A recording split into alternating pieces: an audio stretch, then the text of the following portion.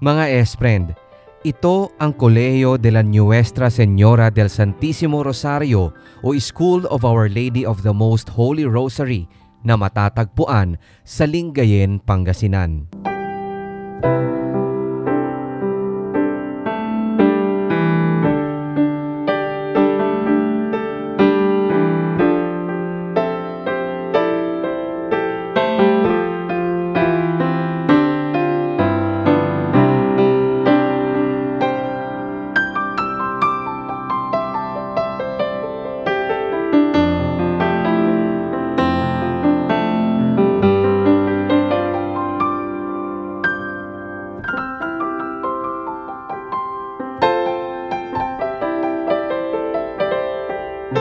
Ayon sa kasaysayan ng dating exclusive school for girls na pinangangasiwaan ng mga Dominican nuns, sinasabing 1890 nang okupahan ng naturang kolehiyo ang 1 ektaryang kalupaan sapagkat hindi lamang eskwelahan ang itinayo sa naturang lokasyon kundi pati ng dormitoryo, cloistered convent para sa mga madre at isang chapel.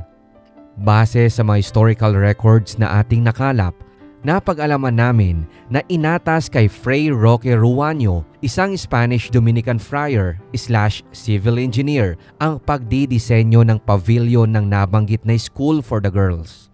Matatandaang si Ruano rin ang utak sa likod ng architectural design ng University of Santo Tomas main building na ikinukonsiderang first ever earthquake-resistant building sa ating bansa.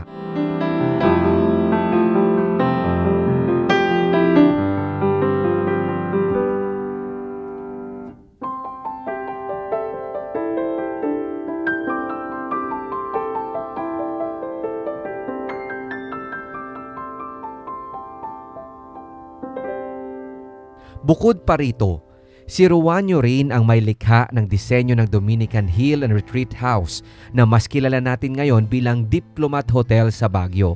Kaya hindi na rin kataka-taka na halos magkamuka ang dalawang gusali.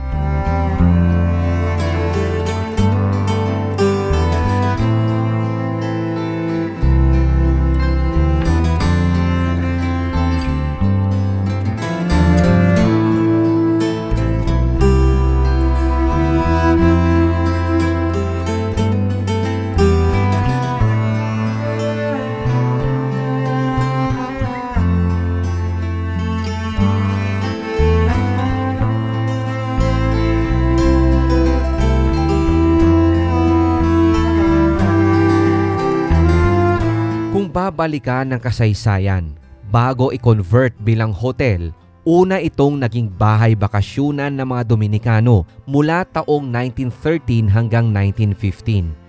Matapos nito ay kinonvert na ito bilang Colegio del Santísimo Rosario ng taong 1915 at halos 3 taon din na nag-operate bilang isang eskwelahan hanggang sa tuluyang naging bahay kanlungan ng mga pamilya at paring Dominikano at naging huling tanggulan pa ng mga puwersang Hapon sa panahon ng World War II.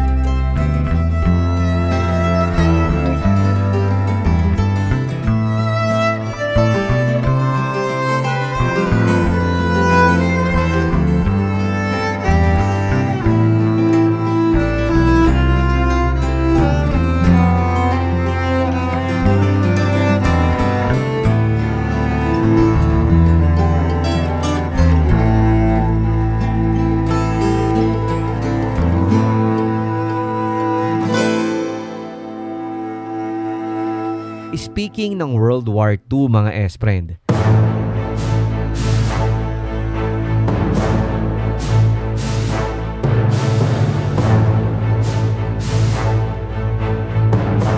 Alam nyo ba na ang gusali ng Colegio del Santísimo Rosario dito sa Lingayen ay nagsilbi rin palang barracks ng mga sundalong Amerikano sa panahon ng gyera?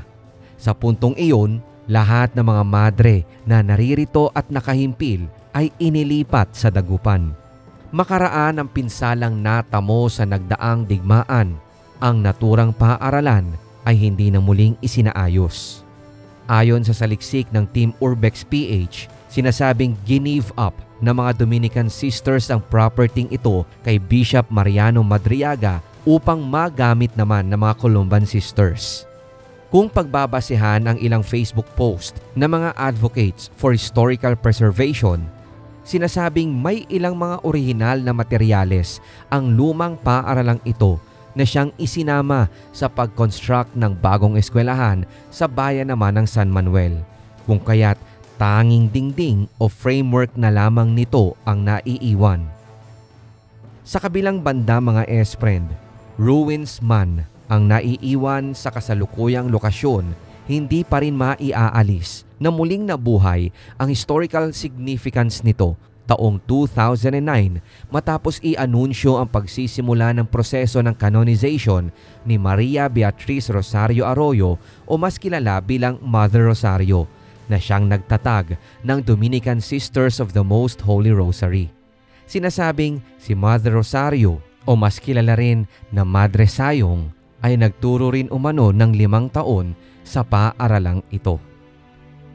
Kung babalikan ang kanya naging buhay bago maging ganap na madre, sinasabing may kaya at maimpluwensya ang kanyang pamilya, subalit mas pinili niyang ilaan ang kanyang buhay para sa mga mahihirap. Nag-aral si Madre Sayong o Mother Rosario sa Colegio de San Jose kung saan siya ay tumanggap ng kanyang First Holy Communion. Ang naturang eskwelahan ay pinangangasiwaan din ng Daughters of Charity at dito umano niya tinapos ang kanyang edukasyong pang-elementarya. January 3, 1914 nang siya ay mapabilang sa Convent of St. Catalina sa Manila kung saan nagsimula na ang kanyang buhay relihiyosa. Lumahok siya sa Dominican Order sa tulong ng 2 Dominican nuns at mula rito, binuo nila ang Dominican Sisters of the Most Holy Rosary noong February 18, 1927. Sa panahong iyon, dito na siya nakilala bilang Mother Rosario Arroyo. Dahil sa ipinakita nilang tiyaga, lumawak ang kongregasyon hanggang sa siya ay tuluyang maitalaga bilang First Superior General of the Order noong 1953. Pinanghawakan niya ang naturang posisyon hanggang sa kanyang kamatayan noong 1957 dahil sa heart failure. Lingid sa kaalaman ng karamihan, pinamunuan ni Mother Rosario ang pagpapatakbo sa operasyon ng halos 31 eskwelahan, 2 kolehiyo at kabilang dito ang Colegio del Santísimo Rosario, 2 retreat houses, charitable institution at 1 clinic, habang katuwang ang higit 40 madre para sa kanilang foreign missions. Kung sakaling siya ay kikilalanin at mapapatunayan ang 2 purported miracles na kanyang kinapapalooban, hindi malayong siya ay maisasalang na sa proseso ng beatification.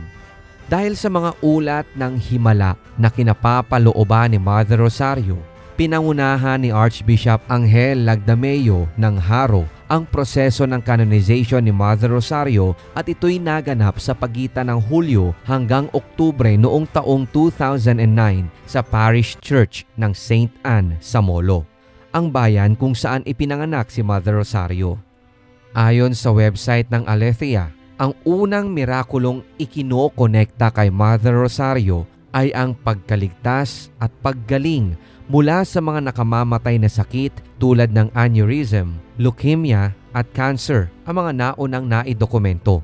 Isa nga rito ay ang naitala noong 1983. Isang babaeng tubong Maynila umano ang na-diagnose ng late-stage cancer, subalit nagdasal lamang daw sa ngalan ni Mother Rosario at himalang naisalba sa tiyak na kamatayan.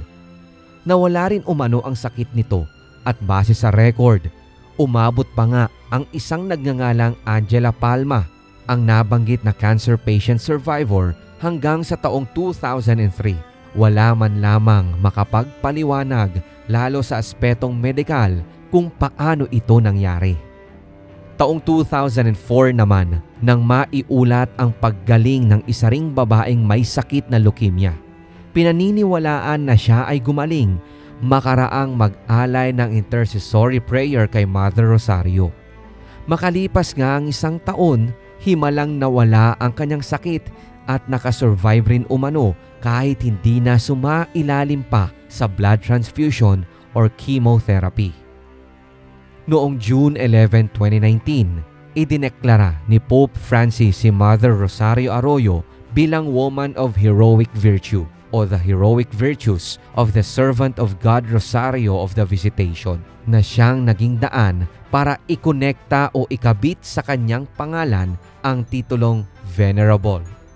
Kung sakaling magiging santa, siya na ang ikatlong Pilipinong santo ng simbahang Katoliko, kasunod ni na San Lorenzo Ruiz de Manila at San Pedro Calungsod.